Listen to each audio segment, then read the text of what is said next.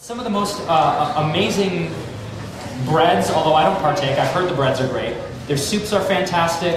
And for you guys, take a stop in Ojai. They've got this really, really amazing hot spring that I was turned on to among my dear friend Danny Katz over there. It's a secret. What hot spring? Where, Ojai? You mean Ojai? I don't even know where that is. You didn't hear from me. Okay, so we've got everything added. We've got all our dry ingredients. We've got our vanilla beans. So now we're ready to process again our brownie mixture.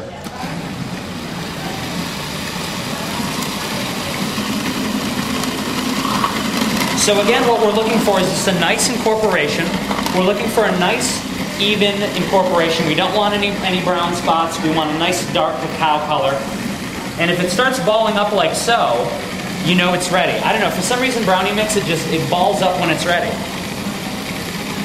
So we're looking at that. It's looking really good.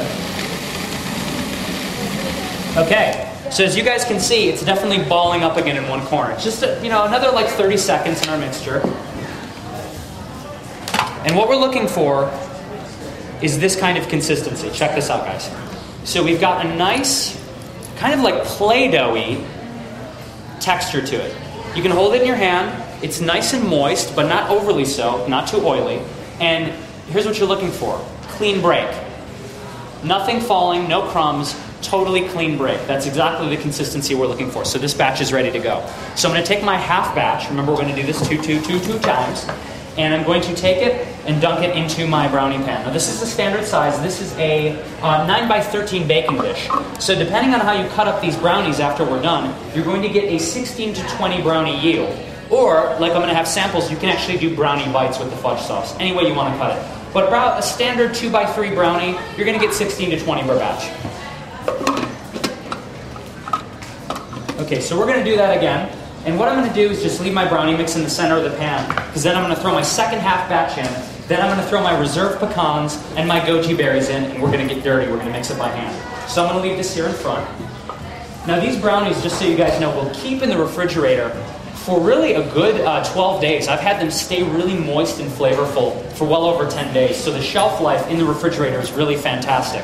So if you want to enjoy them, share them with family, ship them to Honduras, do what you want to do. I've never been to Honduras. Anybody? Any Hondurans? No?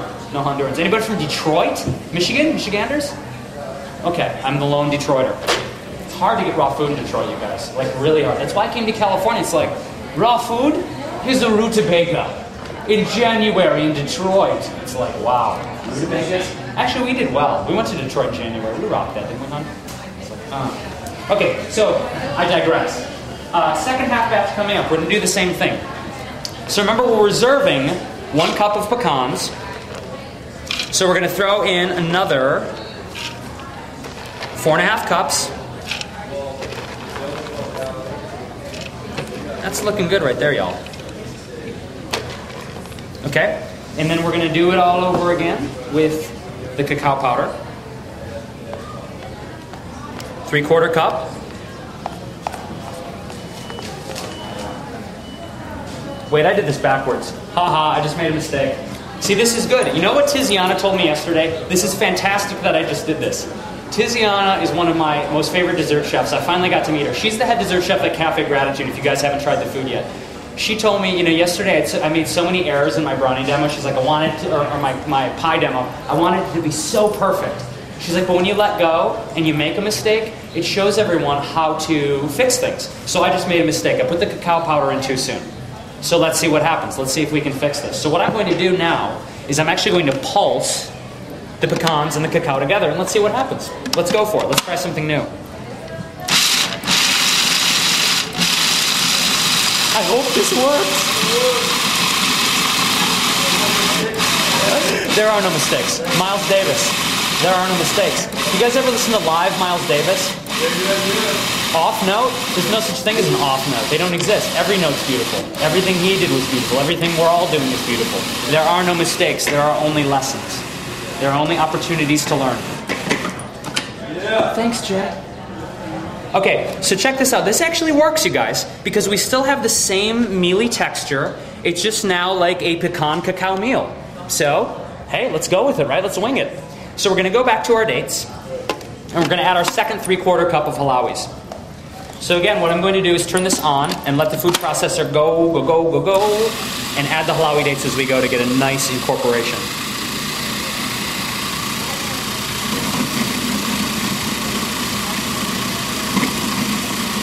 So as I'm doing this, I'm just curious, is there anything that you guys want to see in the raw food world that hasn't been done yet? Any recipes, any creations that you guys have been dying to see? What, barbecue beef ribs?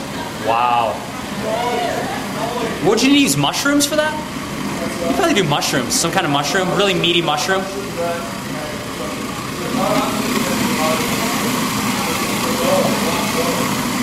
Mock bone?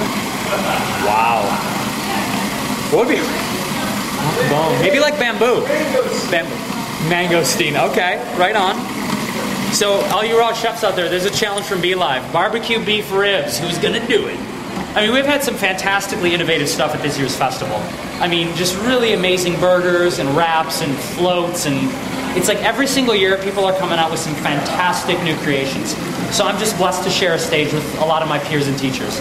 Okay guys, so we're getting a nice ball forming in there. Yes, we are.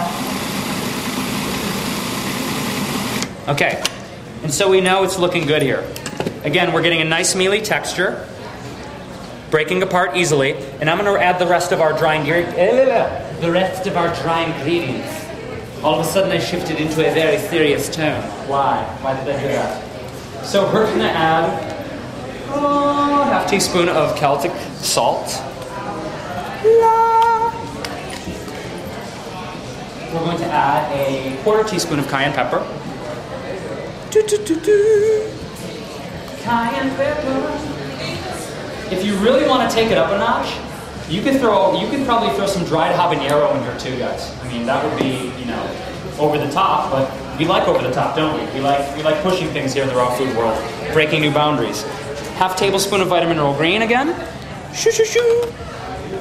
And a half tablespoon of vanilla spice maca.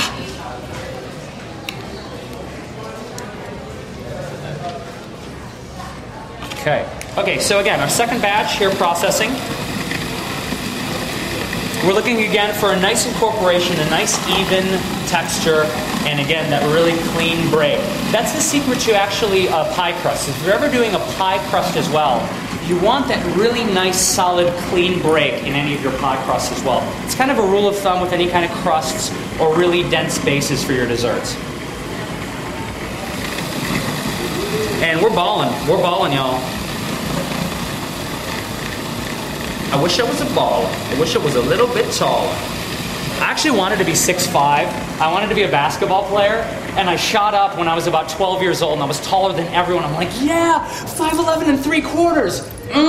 And then like a year later, everyone's like, whoop, and I'm like, oh, I guess I'm not going to be a basketball player now. I'll just be an archaeologist. And now I'm making food. Okay. That's a whole other story. Talk to me about that later. Love dinosaurs.